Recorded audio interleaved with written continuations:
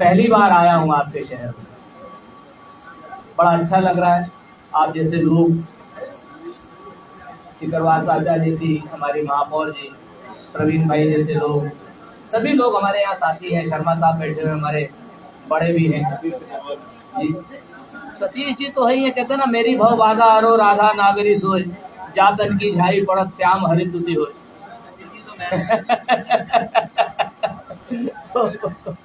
तो ये है ना।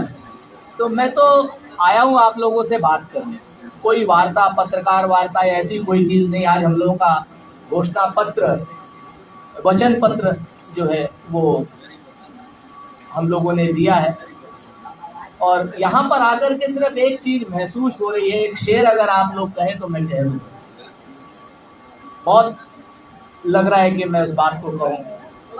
कहते हैं ना कि एक बेवफा का शहर है और वक्त शाम है, एक बेवफा का शहर है और वक्त शाम है, ऐसे में आरजू बड़ी हिम्मत का काम है। तो मैं यही सोच करके आया हूँ दोस्तों आप लोगों के बीच में, और उन सारे बेवफाओं को भी याद कर रहा हूँ, और बावफा तो हमारे साथ बैठे हुए हैं सारे के साथ।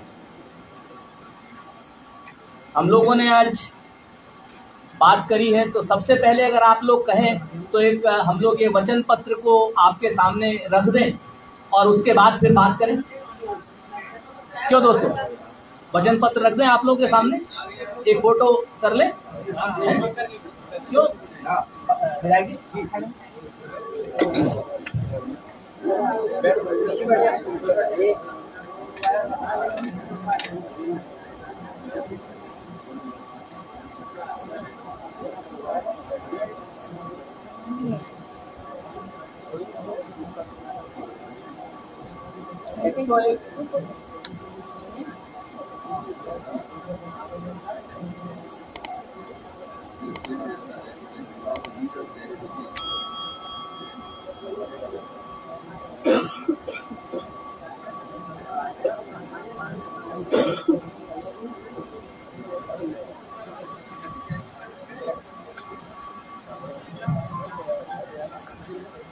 साथियों, बहुत इंपॉर्टेंट चुनाव होने जा रहा है।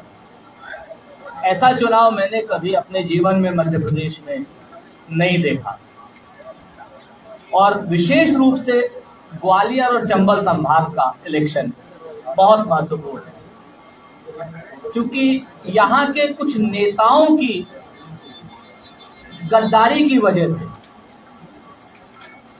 इस तरीके की परिस्थितियां हुई कि मात्र हमारी सरकार कुछ समय चले, 15 महीने चले, जनमत का अपहरण किया गया, लूट की गई, डकैती डाली गई, और 50% की कमीशन वालों ने कमीशन भी इसलिए ली शायद कि इन सब लोगों के जो चंद नेता थे इनके पेट भर सके। तो इसलिए बहुत महत्वपूर्ण संभाग में आप लोग हैं, और इस संभाग में जिस तरीके से कुछ लोगों ने गलत काम किया है, तो मेरे ख्याल से ये मेरा चंबल का और ग्वालियर का संभाग उन लोगों को माफ करने वाला नहीं है, क्योंकि कलंक लगाया है इस संभाग के लोगों के ऊपर। जिन लोगों को चुना गया था, जिन लोगों को आप लोगों ने चुना था, उन लोगों ने गड़बड़ की, थोपा गया एक अनैतिक सरकार, थोपा गया कहीं ना कहीं शिवराज जी की अनैतिक सरकार को, लुटेरी सरकार को, 50% वाली सरकार को, आदिवासियों पर अत्याचार करने वाली सरकार को, अबोध बालिकाओं से दुराचार करने वाली सरकार में ये जबरदस्ती धकेला गया है। तो ऐसे में अब हम लोगों ने, बाकी लंबी चौड़ी बात न करके हम अपनी बातों पर आते हैं।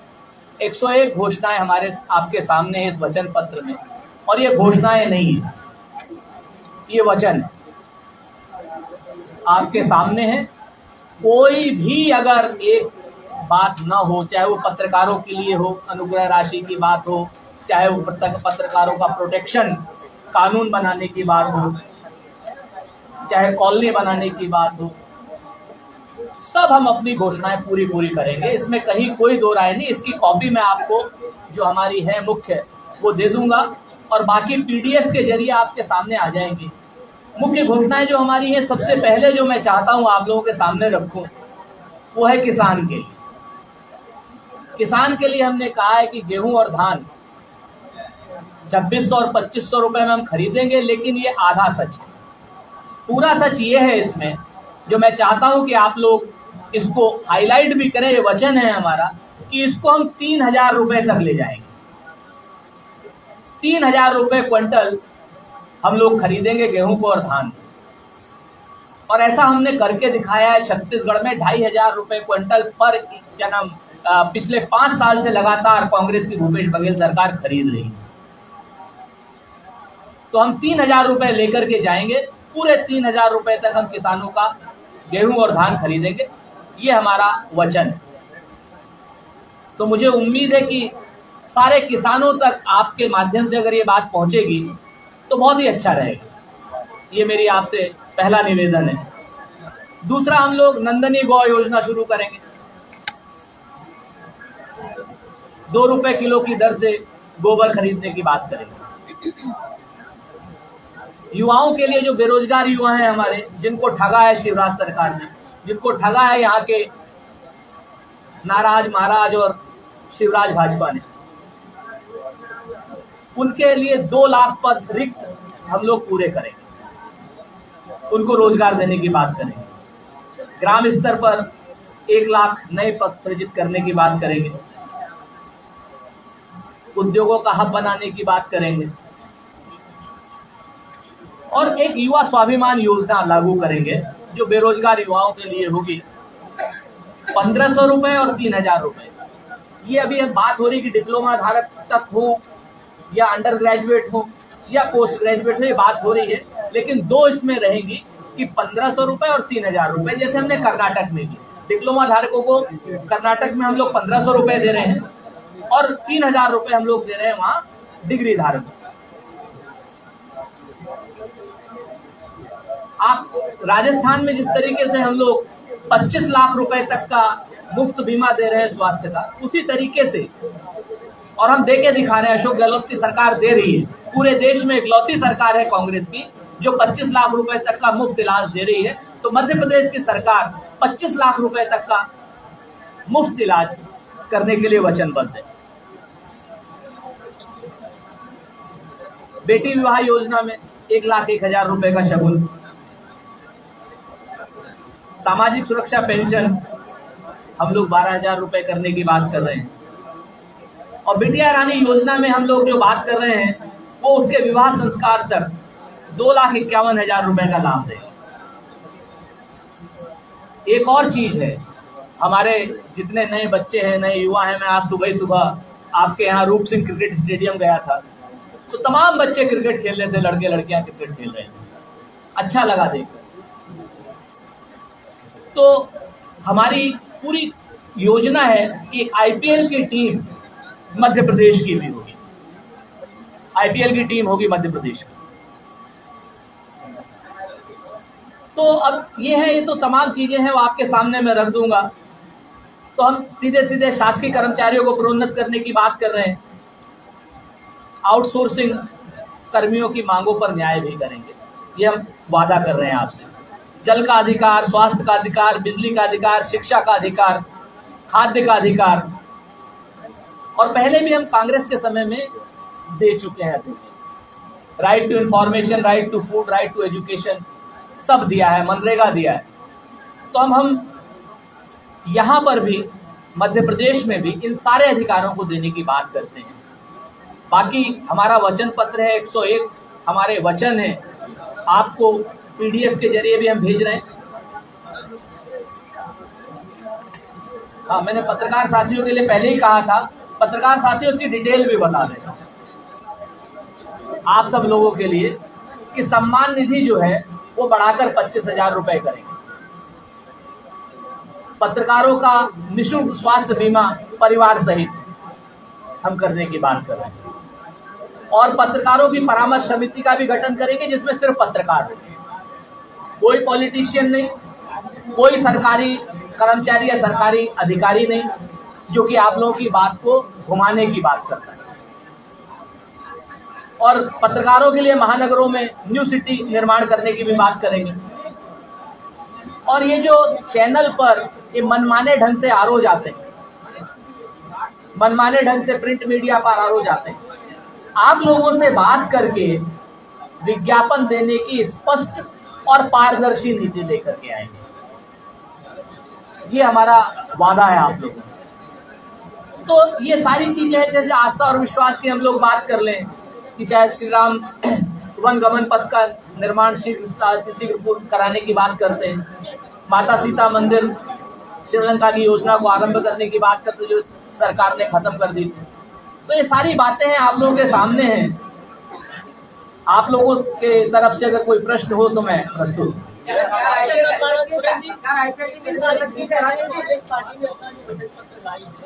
उसने किसी भी वर्ग को नहीं छोड़ा, पत्रकारों से किसान दुनिया भर के तमाम शासकीय जो विभाग है उसके कर्मचारियों को सबको परमानेंट रखने की बात है। पिछली बार कमलनाथ लगातार ये बात कहते रहे कि केंद्र सरकार हमारे साथ भेदभाव कर रहा है, फंड नहीं देता। अगर आपकी सरकार बन भी जाएगी और माना कि केंद्र बदल भी जाएगी तो 6 महीने कम भी है, उम्मीद है सेंट्रल गवर्नमेंट रिलीज करेगा सारी चीजों के लिए। देखिए, जनता का दबाव बहुत बड़ा दबाव होता है। जनता के दबाव में केंद्र भी आएगा, एक बात। और दूसरी बात, आप तो सम्मानित पत्रकार साथी हैं, 50% अगर भ्रष्टाचार खत्म कर दीजिए तो पैसा मिल जाएगा ना। क्या सरकार आईपीएल की टीम करवा सकती है? ऐसा तो खरीद सकती है आईपीएल की सरकार, राज्य सरकार की? मैंने एक बात बताइए ना, क्या सरकार इंस्टिगेट नहीं कर सकती है? उत्तर प्रदेश की सरकार ने किया, उत्तर प्रदेश की सरकार की टीम आ गई। सरकार की टीम तो नहीं है वो, उसको वो किसी ने उसको स्पॉन्सर किया है। अगर हम लोग यहाँ पर मध्य प्रदेश में अब तक 18 साल से शिवराज जी की सरकार है, ये सरकार सरकार क्या पास है? सरकार बनने का है या किसका है? सरकार बनने का तो सरकार का है। तो सरकार इसको आईपीएल की टीम को कैसे लागू करेगी? क्या कोई प्रावधान करेगी, क्या संशोधन करेगी विधानसभा में, क्या कोई कानून लाएगी? सर, कमलनाथ जी की सरकार आईपीएल की टीम मध्य प्रदेश की लेकर के आएगी, चाहे हमें उसमें प्राइवेट प्लेयर से सहयोग लेना पड़े, चाहे ट्रिपल P मॉडल करना पड़े, चाहे हमें स्टेडियम सरकार बना करके दे और टीम जो है कोई और बनाए जिसको हम सहयोग कर सकते हैं। जी, मेरा सवाल ये है कि कांग्रेस जिला स्तर पर भी, कांग्रेस के जिला स्तर पर, विधानसभा स्तर पर भी घोषणा पत्र लाएगी? अभी तो हमारा घोषणा पत्र ये एक प्रदेश स्तर पर है। बाकी जो हमारे विधायक गण हैं, पाठक साहब हैं, सिकरवार साहब बैठे हुए हैं, बाकी और हमारे सुरेश जी बैठे हुए हैं, निश्चित तौर पर इनके अपने घोषणा पत्र तो पहले से होते हैं। लाएगी क्या? नहीं, मैंने कहा ना, ये विधायक जी तो लाएंगे ही लाएंगे। भाई, आप अपने लोकल उसमें कि किस गली में क्या प्रॉब्लम है, ये प्रदेश से तो नहीं आता, ये तो विधायक जी का सवाल है। अभी से अभी चुनाव हुए नहीं है, चुनाव होने वाले हैं, क्या कोई पार्टी में नाराजगी है? लोग छोड़ के जा रहे हैं, क्या जब विधायक बन जाएंगे तो क्या गारंटी है आपके विधायक दोबारा से थाने में नहीं जाएंगे? दो बातें मैं बताता हूँ मेरे साथ। पहली बात तो मैं आपके इस एरिया में बैठा हूँ जहां पर गद्दारी को बहुत बुरा माना जाता है। एक बार हो गई, आज भी आप उसको माफ नहीं कर पा रहे। तो अगर मैं आपको दो चीजें बताता हूं, हमारे यहाँ से तो फ्लैश पॉइंट हो गया, साफ हो गए। अब बारी उनके यहाँ की है। उनके लोगों को आप वापस ले रहे हैं, तो वापस आ रहे हैं, उनको ले रहे हैं सबको उनके यहाँ से, सिंधिया और सिंधिया के कैंप से किसी को। पार्टी बदलना क्या गद्दारी है? पार्टी बदलना तो गद्दारी नहीं, लेकिन जनमत को लेकर के इस तरीके की बात करना कि आपने चुना किसी और पर, उसके बाद सरकार किसी और को बनाई। लोग आए, मैंने आपसे बताया ना कि आज आए हैं, अपनी पूरी करके आए, या पूर्व विधायक आए, लेकिन जो आदमी हाथ के निशान पर चुन करके आया था, उसने एक साथ कोरोना काल में एक शख्स के अपने जमीनों के केस के लिए हो, चाहे पैसे के लिए हो, और चाहे किसी अन्य कारण से हो, अगर लोगों ने गद्दारी की तो उसको और आप क्या कहेंगे? आप मुझे बताओ। पार्टी बदलना गद्दारी नहीं, पार्टी बदलना अगर आप पूरा अपना कार्यकाल करके या आप अपना विधानसभा से इस्तीफा दे करके दे देते ना पहले दिन इस्तीफा, क्यों चले गए थे करना? इसका मतलब आप दल बदल के पक्ष में है कि दल बदल होते रहना चाहिए? दल बदल के पक्ष में तो कोई दल नहीं तो होगा। आप कह ही रहे हो ना क्या? कि कार्यकाल पूरा करके आ गया तो उसको ले लिया, तो वो दल बदल कहाँ हुआ? दल बदल नहीं है तो क्या? बिल्कुल नहीं। अगर आप कार्यकाल पूरा करके आते हैं और उसके बाद दूसरे के सिंबल पे चुनाव लड़ने की हिम्मत करते हैं तो निश्चित तौर पर ये मैं प्रैक्टिकल बात बता रहा हूँ। आप अगर इसमें सैद्धांतिक बात करना चाहें तो एक अलग चीज हो जाती है। सर उनका कहना है कि आप लोगों ने वादा खिलाफी की इसलिए उन्होंने सरकार गिराई। आपका जो पत्र है ये घोषणा पत्र नहीं है, वचन पत्र है और हम लोगों में कहते हैं कि प्राण जाए पर वचन न जाए। तो कितना जनता को आप समझा पाएंगे? और क्योंकि उनका ग्राफ लगातार बढ़ता जा रहा है मध्य प्रदेश में। किसका बढ़ गया? कौन से का बढ़ गया? काय का बढ़ गया? आप कौन सी सीट पे बता रहे हो बढ़ रहा है उनका? पहली चीज तो एक बात बताओ, किसानों की 27 लाख की कर्ज माफी की हम लोगों ने, तो हम लोगों ने क्या विश्वासघात किया? विश्वासघात तो उन्होंने किया जो लोग हमारे वचन पत्र को पूरा न होने देने के लिए हमारे यहाँ से खरीदा। जिन लोगों विश्वासघात तो जनता के साथ उन लोगों ने किया, हमने थोड़ी किया। हम तो अपने वादे पूरे कर रहे थे। हम तो कोरोना काल में कुछ कोई सोच भी नहीं सकता था, जब आदमी घर से नहीं निकल रहा तब आपके यहाँ पर सरकारें बदल रही थी। उस कोरोना काल का आपको याद है? उस कोरोना काल में गद्दारी की गई। सुरेंद्र जी, मैं जानना चाह रहा हूँ कि वर्तमान की जो सरकार है वो ज्यादातर घोषणाएं और अपने किए गए वादे अभी पिछले 2-3 महीने से पूरे कर रहे हैं, नहीं कर पा रहे। दावा करते हैं। आपके इस वचन पत्र की कमेटी में कांग्रेस पार्टी के सारे सीनियर लीडर किसी ने किसी भी काम को पूरा करने की टाइम लिमिट क्यों नहीं दी? खत्म होंगे शिवराज जी की तरीके से आखिरी 3 महीनों में कुछ नहीं होगा। कितनी घोषणा पूरी करेंगे? सारी करेंगे, एक भी कम नहीं होगी, सारी करेंगे।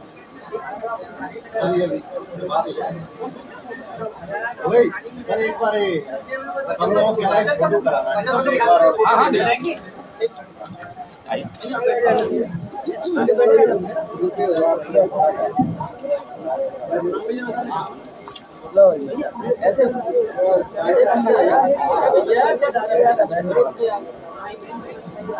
भैया